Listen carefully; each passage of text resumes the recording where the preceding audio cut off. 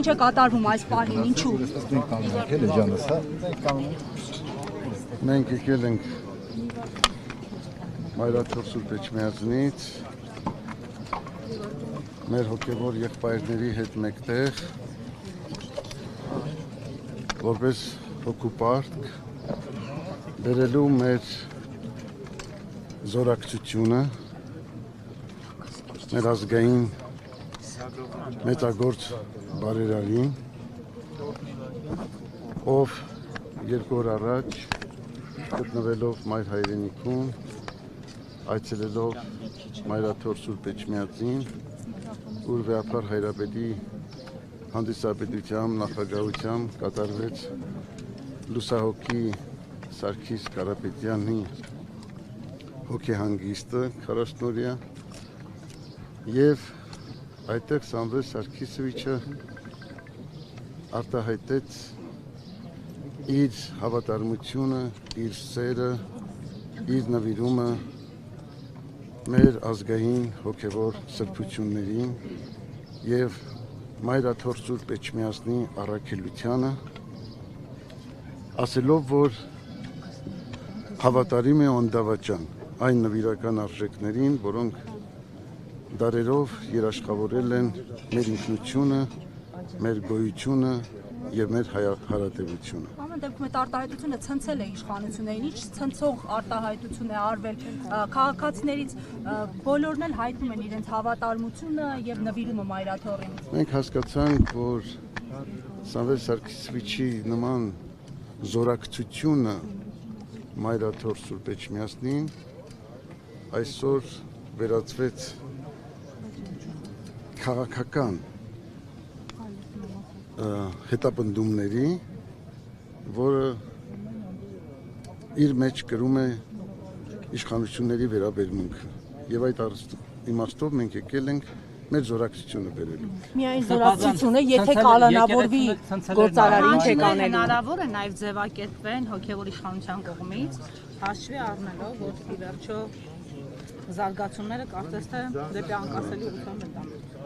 Միանշանակ մեր եկեղեցին մեր ժողովրդի հետ է եղել եւ դուք գիտեք Սամվել Սարգիսովիչը բոլոր ժամանակներում հավատարիմ է իր ազգային արժեքներին, իր ժողովրդի եւ իր պետականության շահերին, հակառակ ամեն տեսակի փորձության,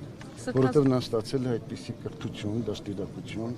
բոլորդ գիտեք նա ում զավակն է, ովքեր են նրա ծնողները։ Եթե կալանավորվեք, ինչ է կանելու։ Որ Նիկոլ Փաշինյանը պատերազմ է սկսել եկեղեցու դեմ, եկեղեցու սպասավորների դեմ, փորձում է ստուգել նրանց կուսակրոնության ուխտը խախտել են, թե ոչ, ինչպես ինչ գնահատականներ սրա վերաբերյալ։ Մենք ոչինչ չենք գնահատում, ոչինչ չենք ձևակերպում, մենք այստեղ ենք վկայելու մեր սերը, մեր հավատարմությունը, մեր նվիրումը։ Այն մարդկանց, ովքեր կրում են այդ արժեքները։ Սամվել Կարապետյանը այստեղ հայտնվել հենց դրա հետևանքով, եթե Փաշինյանը եկեղեցու դեմ արշավ չսկսեր, Սամվել Կարապետյանն էլ չէր աջակցի։ Մենք ասացինք, որ դա արդեն քաղաքական հետապնդումներ եւ նպատակ է հետապնդում։ Հիմա նաև Կրեմլյան զառագիր կարող են տեսնել նաև ձեր այցի մեջ եւ խնդրում եմ պարզաբանեք ի վերջո ցանկացած հայ որտեղ որ նա ապրի, առավել եւս որ նա հոգեվոր կապ ունի եւ աշխատանքային կապ ունի ըստ էության նաև եկեղեցու հետ, չի կարող աջակցել, ինչու է դատապարտելի եւ քրեորեն հետապնդելի դառնում եկեղեցու կողքին կանգնելը։ Ես այստեղ եմ նաև որ բերեմ, փոխանցեմ Ռուսաստանաբնակ 100,000-ավոր հայորդիների զորակցությունը։ Ռուսաստանի եւ Նոր Նախիջևանի հայոց թեմի բարեպաշտ հայորդիների աղոթական զորակցությունը եւ նվիրումն ու հավատարմությունը Սամվել Սարգսովիչին, ում ինձանից լավ գիտեք բոլորդ եւ գիտի ամբողջ հայազգը։ Ես կարծում եմ, նա գովասանքի խոսքերով է խոսալ միշտ։ Այո, իհարկե, ես կարծում եմ, որ ցանկացած ժողովուրդ, ցանկացած երկիր ուրախ պետք է լիներ, որ իր ազգը ունի նման զավակ, հայրենասեր,